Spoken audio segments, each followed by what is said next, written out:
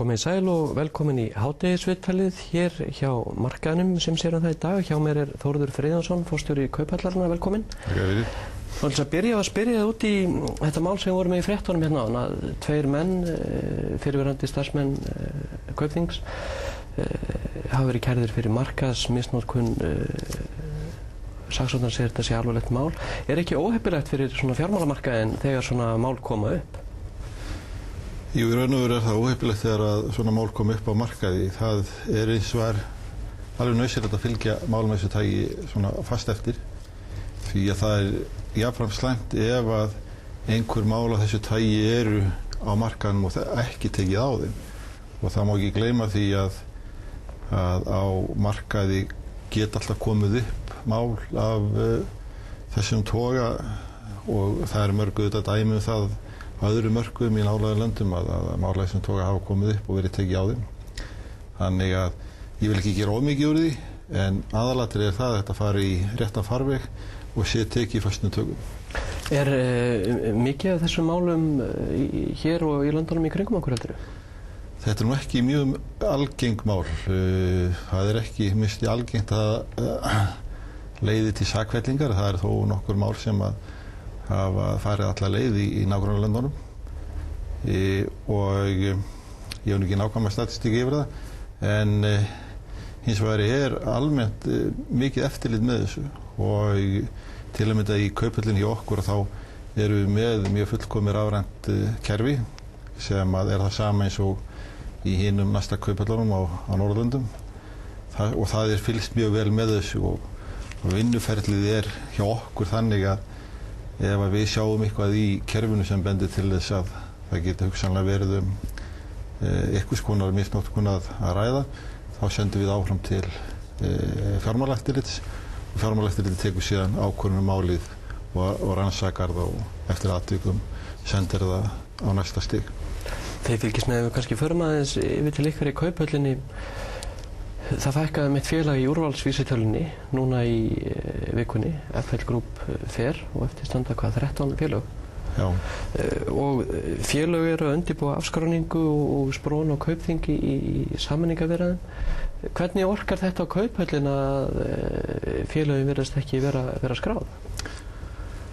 Já, við sjáum eftir öllum góðum félögum út úr Kauphöllinni. Enga síður má ekki svona taka ofnari sér breytingar þessu tagi. Þetta fylgir fyrsta lagi einhver liti hagsveiflunni og einnig það í reynd fjöldamælikvarðinn ekki sá mælikvarði sem að skiptir öllu máli. Það sem að skiptir máli auðvitað að þessi dýpt og skilvirkni á markaðnum og þessi stóru og öflug félög þar að ræða. Við getum bara tekið sem dæmi að á markaðnum í Helsingi í Finnlandi það Nokia langsamlega stærst, yfir 50% af markaðnum og það raun og veru svo stórt félag að hver markað gæti verið fullsemdur á því að hafa bara þetta eina félag á þeim markaði og þannig að það ekki fjöldi sem skiptir máli, heldur horfið miklu meira á dýptina á markaðnum, verðbilinn, veltuna í heild, markaðsvirði í hlutfalla af landsframleiðslu og slíki mælikvarðar segja miklu meira. Og þessa mælikvarða stöndum við mjög vel þó að félögin séu ekki mörg. Þú nefnir kannski dýpti að ég hugsa kannski meira umfang og vísitalana, íslenska vísitalan úrvalsvísitalan. Þetta fjármálafyrirtækja vísitala, það ekki? Jú, það langbestu leyti fjármálavísitala. Það stærstu hluta fjármálafyrirtæki og auðvitað væri æskilegt að fá inn fleiri félög úr fleiri geirum. Þetta að hluta bundið hagsveiflunni. Við bendi á það að við með svona fasteignafélög sem voru með hugmyndir að skrá sig á þessu ári, Promens, Icebank og fleiri félög. Þannig að það svona í pípunum ykkur félög sem væntanlega munu koma inn á markaðinn þegar svona markaðsaðstæður breytast. Og í raun og veru þá verða menn einfaldlega að hafa það í huga að það eru sveiflur á hlutabréfamörkuðum og svona einföldu máli þá þýðir ekkert að vera að væla þó að gefa aðeins á bátinn við aðstæður eins og eru núna í þjóðarbúskapnum og heimsbúskapnum, heldur bara að vinna eins vel úr því svo hægt En hefur það mikil áhrif á ykkur eins og bara tekjur Kauphallarinnar að félögum þannig fækkar? Já, að sjálfsögðu hefur það áhrif á tekjur Kauphallarinnar, bæði veltan á hlutabréfamarkaði hefur auðvitað minnkað og virði félagana er minna heldur en var þegar það var hæst eða mest. Við hefum að vísu, skuldabréfamarkaðurinn hefur bætt þetta nokkuð upp, þannig að við þurfum í sjálfu sér ekkert að kvarta sérstaklega. Þetta ósköp einfaldlega þannig að það niðursveifla í hagkerfinu hér og annars staðar og við náttúrulega einfaldlega vinnum úr því eins og við best getum. Nú hefur komið fram í markaðinum hinum prentaða sem kemur fréttablaðan á miðvikudögum að frumvarp sem nú í efnahags- og skattanefnd og fjallar lífeyrissjóði. Það ákvæði það að lífeyrissjóði geti lánað alltaf fjórðung eigna sinna. Þetta hafi komið svolítið til af ykkar frumkvæði og skrifa hérna grein í markaðinu og styður þetta mál. Hvers vegna telur þú að lífeyrissjóður eigi að lána sín hlutabréf?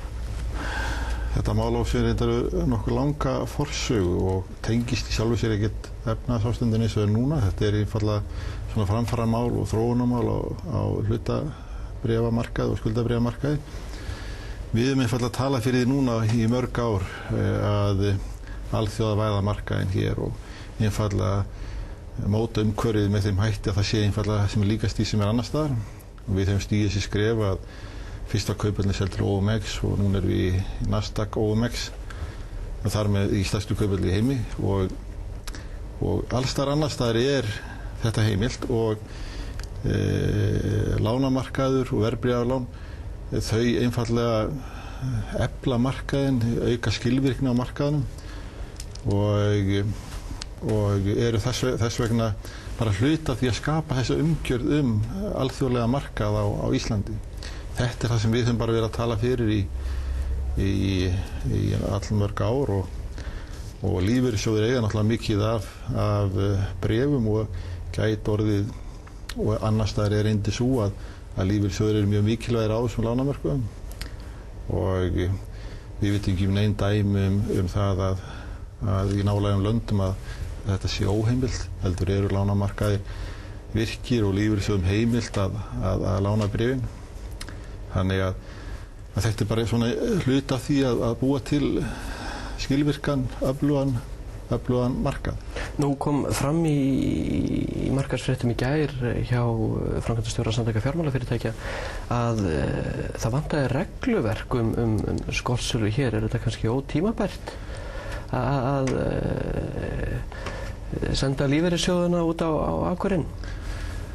Nei, alls ekki, það í raun og veru allt tilbúið og þannig að í raun og veru það sem menn vísa til þeir sem að hafa efasemdir þetta fyrst og fremst það að hugsanlega sé staðan viðkvæm núna á markað akkurat þessum tímapunkti. Ég reyndar því í raun og veru ekki endilega sammála því að þetta eins og sagði þróunarverkefni, þetta kemur til með að bara aukast í hægum skrefum og nú hlutabréfamarkaði hlutabréfaverð hefur lækkað mjög mikið á undanförnum mánuðum og það að taka skortstöður í hlutabréfamarkaði núna alls ekki eins svona eftirsóknarvert held ég að mati flestra eins og var kannski fyrir hálfu ári síðan. Þannig að ég hef engar áhyggjur af því að það gerist eitthvað mikið akkurat þegar að þessar heimildir fást. Og eins og segja, það allt umhverfið tilbúið, við erum bara að gera þetta nákvæmlega sama hátt eins og annars staðar í Nasdaq OMX og þannig hefur til að mynda ekki svo ég veit til nokkuð tíma gerst að bréf sem hafa verið lánuð þeim hafi ekki verið skilað aftur.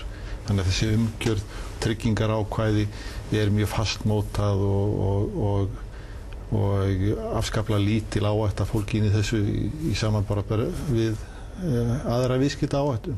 Er þá kannski verkalýðshreyfingin að misskilja eitthvað þegar hún segir að það sé nóg komið á braski og hefur áhyggjur af því að lífeyrissparnaður landsmanna að hann verður lánaður til aðila sem að leggja sig fram það að rýra virði hans? Ég held að menn hafa verið að gera of mikið úr því hvað gerist í kjölfari. Fyrsta lagi rétt að hafa því að þetta er bara heimild til lífeyrissjóðanna. Þeir náttúrulega sjálfir taka ákvörðun það hvort að þeir nýta sér þessa heimild eða ekki. Í öðru lagi ef að menn meta svo að staðan sé eitthvað viðkvæm akkurat núna, þá mönnum í sjálfu sér í lóga lagið að með bráðabirgða ákvæði að fresta gildistöku þessa þáttar, kannski til áramót eða svo, eða jafnvel eitthvað aðeins inn í næsta ár. Og ég hef engar áhyggjur af því að það verði ykkur meiri áttar brask sem að komi út úr þessu. Ég sé ekki reyna til þess að við getum ekki átt viðskipti þessu tagi bara eins og aðra þjóðir á skynsamlegum forsendum. Nú erum við alveg að falla á tíma, mér langar til að spyrja þig að einu í viðbót, bara örstutt. Það hefur komið fram í tengslum við vaxtaákvarðanir Seðlabankans að þær mættu vera meira upp á borðinu. Hvað finnst þér um það? Já, mér finnst í raun og veru það bara í sjálfu sér bara ágætt framhald af því sem hefur verið að gerast á undanförnum árum.